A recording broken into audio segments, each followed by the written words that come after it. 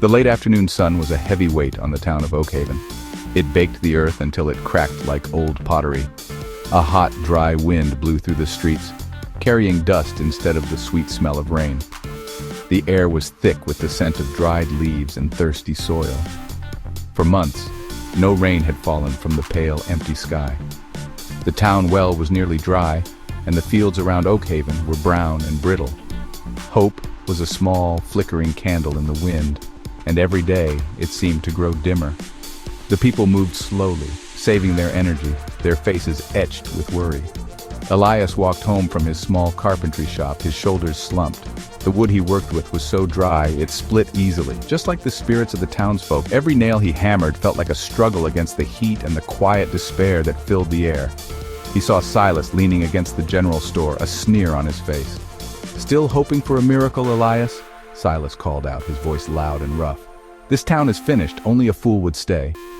Elias did not answer. He just tightened his grip on his tools and kept walking, the dust swirling around his worn boots. He remembered a time when Oakhaven was green and full of life. Children laughed as they played by the creek, which was now just a ribbon of dry stones. The gardens were filled with bright flowers and plump vegetables. Now the silence was broken only by the mournful sound of the wind whistling through the bare branches of the oak trees that gave the town its name. Every morning people would look to the sky, a silent prayer on their lips.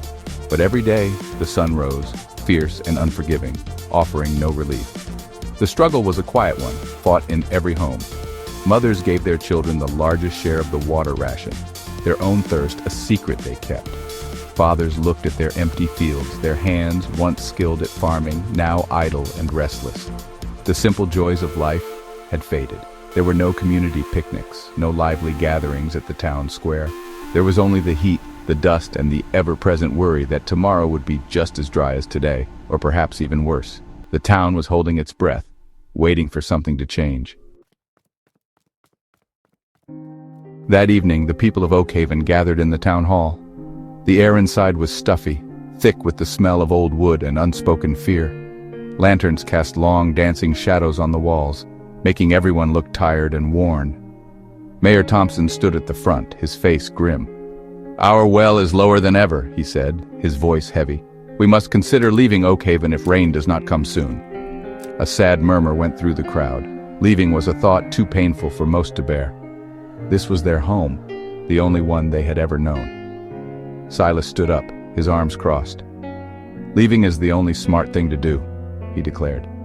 "These old stories of hidden springs are just fairy tales for children. There is no magic water waiting for us. We need to face reality." His words were like cold stones dropping into the pool of the town's fragile hope. Some people nodded, their faces filled with resignation. It was easier to believe in the hard truth you could see than in a hopeful story you could not. The practical concerns were real, and Silas spoke to their deepest fears. Just then, Old Man Hemlock, the town's oldest resident, rose slowly to his feet. "I remember the stories," he rasped, his voice thin but clear. "My grandfather spoke of a hidden spring, a gift from the earth that never runs dry. He said it was in the Whisperwood, protected by the old rocks." A few people listened, but most looked away, skeptical. They had heard the legends before, but they seemed like distant dreams in the face of their current, harsh reality. The debate went back and forth, a tug-of-war between desperate hope and bitter reason. Into this tense silence, a quiet voice spoke. It was Elara, a young woman who rarely said a word at town meetings. She was known for her shy nature and her deep love for the town's history. "My grandmother told me those stories too," she said, her voice soft but steady. "She drew a map for me once, on the back of an old quilt pattern. She said you must listen to the wind in the pines to find the way." All eyes turned to her. In her gentle determination, there was a spark of something real, a thread of belief that even Silas's cynicism could not completely sever. The next morning, a small group gathered at the edge of the Whisperwood. The sun was already hot, promising another difficult day.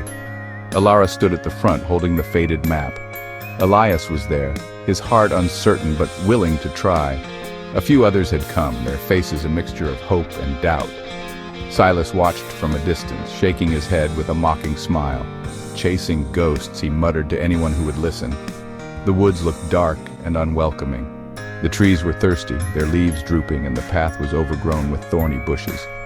Elara led them into the woods, following the strange markings on the old map. She walked with a quiet confidence, her eyes scanning the trees and rocks.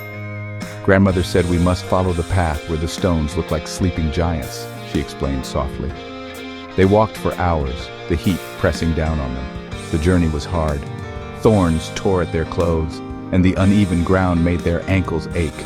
Their water supply was low, and with every step, the doubt grew heavier in their hearts, a weight that was almost as heavy as the sun. They climbed a steep, rocky ridge, their breaths coming in ragged gasps. The forest floor was a carpet of dry, crackling leaves. There was no sound of birds, no sign of life. Discouragement began to set in. One of the men sighed. Maybe Silas was right. We are wasting our time. Elias looked at Elara. Her face was pale with exhaustion, but her eyes were still fixed on the path ahead. Her unwavering belief gave him a small measure of strength. He knew they had to keep going, at least for a little while longer. At their lowest moment, when they were about to turn back, Elara stopped.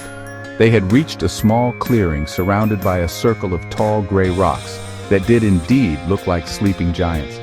The air here felt different, cooler. "Listen," she whispered. At first there was only the sound of the wind, but then, underneath it, they heard it. A faint, soft, trickling sound like a gentle melody. It was the most beautiful sound they had ever heard. Hope surged through them, washing away their weariness and fear. With renewed energy, they scrambled over the rocks, following the sound. Tucked away in a small, moss-covered grotto, hidden behind a curtain of ivy, was the spring. Clear, cool water bubbled up from the earth, spilling into a small pool. It sparkled in the slivers of sunlight that pierced the canopy above. They knelt down, cupping their hands and drinking the sweet, life-giving water. It was real. The legend was true. Tears of joy and relief streamed down their faces. Mixing with the cool water, they splashed on their dusty cheeks. Elias looked at Elara with gratitude, her quiet faith having saved them all. They returned to Oakhaven not as a defeated group, but as heroes. Their shouts of joy brought people out of their homes. When they showed everyone the buckets filled with fresh, clear water, a great cheer erupted through the town. The sound of celebration replaced the heavy silence that had plagued them for so long. Silas stood alone, his face a mask of disbelief and shame. His selfish doubt had been proven wrong, and he had no place in the town's shared victory. The community, united by their discovery, simply ignored him, their focus on the future. The next days were filled with hard work, but it was joyful work. The people of Oakhaven worked together to clear a proper path to the spring and lay pipes to bring the water to the town square. Everyone helped. The clang of hammers and the sound of happy voices filled the air. The water flowed, filling barrels and troughs. Gardens were watered, and the first green shoots began to push through the dry soil. The town was coming back to life, petal by petal, leaf by leaf. The children laughed again, splashing in the fountain that now flowed freely. Oakhaven was transformed. The hidden spring had brought more than just water. It had brought back their spirit. It taught them the power of community, the strength of resilience, and the importance of believing in the unseen, even when faced with doubt. They learned that hope was not a fairy tale, but a deep well within themselves, something to be shared and protected. The town was no longer a place of hardship, but a symbol of what people could achieve when they came together. Their hearts united by a single, precious drop of hope for a better tomorrow.